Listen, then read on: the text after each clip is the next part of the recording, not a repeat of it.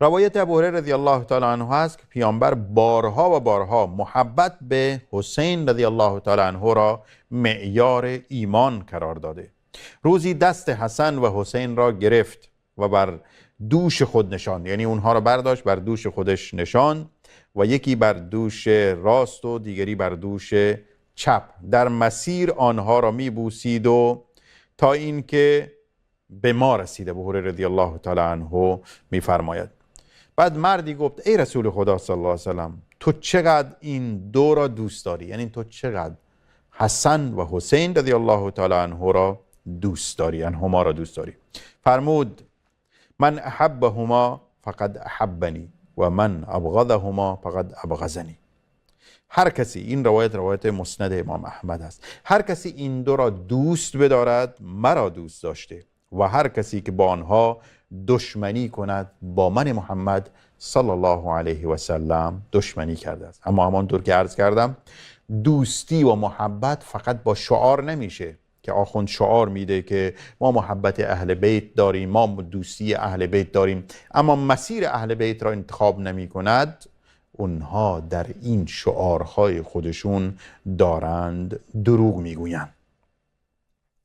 در روایتی دیگر آمده است که پیامبر صلی الله علیه و سلم از خانه دخترش فاطمه الزهرا رضی الله تعالی عنها رد میشد که صدای گریه حسین را شنید. با دلی آزرده فرمود ای فاطمه، مگر نمیدانی که گریه حسین مرا آزار میدهد؟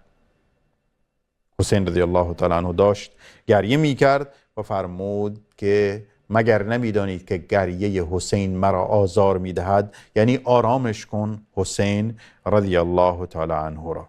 در روایت دیگر هست انا حرب لمن حاربکم و سلم لمن سالمکم. من در جنگم با کسی که با شما بجنگد و در صلح هم با کسی که با شما در صلح باشد. همه این روایت ها در کتاب های حدیثی اهل سنت اومدن. همانطور که من در مقدمه این برنامه گفتم که اهل سنت کسانی هستند که محبت واقعی حسن و حسین را دارند و دلیلش این است که کتب اهل سنت مملو از روایت هایی هست که رسول خدا صلی الله علیه و سلم در فضیلت و محبت حسن و حسین رضی الله تعالی عنه فرمودند. در روایت دیگر حذیفه رضی الله تعالی عنه نقل می کند که مادرم مرا به خاطر این که مدتی به محضر پیامبر صلی الله علیه و سلم نرفته بودن توبیخ کرد که باید هر روز در مجلس رسول خدا صلی الله علیه و سلم بری و از احادیث رسول خدا و بیاناتی که می کند درس بگیری. به او گفتم که اجازه بده امشب به مسجد بروم و نماز مغرب را با پیامبر صلی الله علیه و سلم بخونم و از ایشان بخوانم که بخواهم که برای من و تو استغفار کند. بعد ادامه این روایت حذیفه رضی الله تعالی عنه میگوید که نماز مغرب و عشا را خواندیم. وقتی پیامبر صلی الله علیه و سلم خارج شد پشت سرش حرکت کردم. حضرت این رسول خدا صلی الله علیه و سلم صدای مرا شنید و فرمود حذیفه هستی؟ گفتم بله ای رسول خدا صلی الله علیه و سلم. فرمود خدا تو و مادرت را بیامرزد.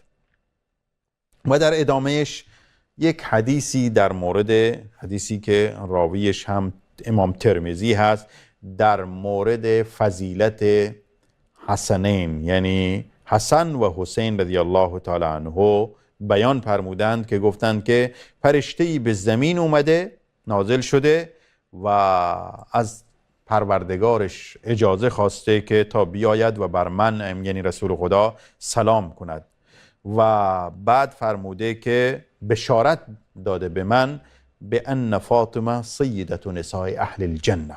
این بشارت اول. و ان حسن و حسین سیدا شباب اهل الجنه. این بشارت را داده، سلام کرده که به من مژده داده که فاطمه بانوی زنان بهشت هست و حسن و حسین سرور جوانان اهل بهشت هستند. این روایتی که حذیفه رضی الله تعالی عنه روایت کرده و این هم در کتاب سنن ترمذی روایت شده.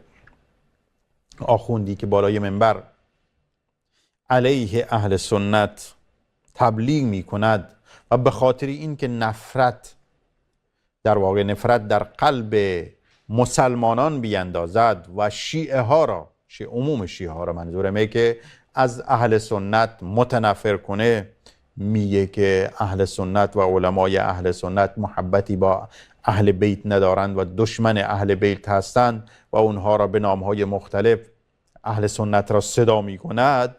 این روایت هایی هست که در کتب اهل سنت هست و اهل سنت این روایت ها را در کتبش آورده است. پس محبت واقعی حسنین، حسن و حسین رضی الله تعالی عنهما، تنها با ادعا نیست که ما با ادعا کنیم که ما با اهل بیت رسول خدا صلی الله علیه و سلم در واقع محبت داریم. یه روایت دیگه بیارم که ظاهرا وقت هم به آخر رسیده. سیدنا علی رضی الله تعالی عنه نقل می کند که روزی رسول خدا صلی الله علیه و سلم مهمان ما بود و شب پیش ما موند، یعنی پیش علی رضی الله تعالی عنه و دخترش فاطمه. حسن و حسین خواب بودن. حسن بیدار شد و آب خواست. پیامبر صلی الله علیه و سلم خودش برخواستن و از مشک که اون زمان مثل آب سردکنهای امروز عمل میکرد آب آوردن. در همین هنگام حسین رضی الله تعالی عنه هم بیدار شد و آب خواست، اما پیامبر صلی الله علیه و سلم ابتدا آب را به حسن دادند چون اولش خواسته بودند. فاطمه رضی الله تعالی عنها سوال کردند که ای رسول خدا، گویا حسن را بیشتر دوست داری؟ رسول خدا صلی الله علیه و سلم فرمود نه، اما حسن اول تقاضای آب کرده بود. سه فصل فرمود من، تو، این دو فرزند و علی در روز قیامت در یک جایگاه خواهیم بود. این هم روایت دیگر از روایت هایی که اهل سنت در کتب خودش روایت کردند و اینجا هم نشانه ای از عدالت پیامبر صلی الله علیه و سلم هست و درسی به بقیه امت هست که در میان فرزندان خودشون عدالت داشته باشند. هرچند حسین رضی الله تعالی عنه کوچکتر بودند، اما چون حسن اول آب خواسته بودند و رسول خدا صلی الله علیه و سلم آب را آوردند، تا این زمان حسین هم بلند شدند و آب خواستند، اول به حسن دادند. چرا؟ چون عدالت در این است که اون شخص، یعنی حسن رضی الله تعالی عنه برادر بزرگتر، قبل از اون خواسته بودند و اینجا رسول خدا صلی الله علیه و سلم درسی به من شما در مورد عدالت هم دادند و فرمودند چون اون اول خواسته باید اول به او آب بدهیم. و اون روایت معروف را هم آوردند که من و تو به فاطمه فرمودند، یعنی رسول خدا، فاطمه، این دو فرزند یعنی حسن و حسین و علی رضی الله تعالی عنه در یک جایگاه خواهیم بود.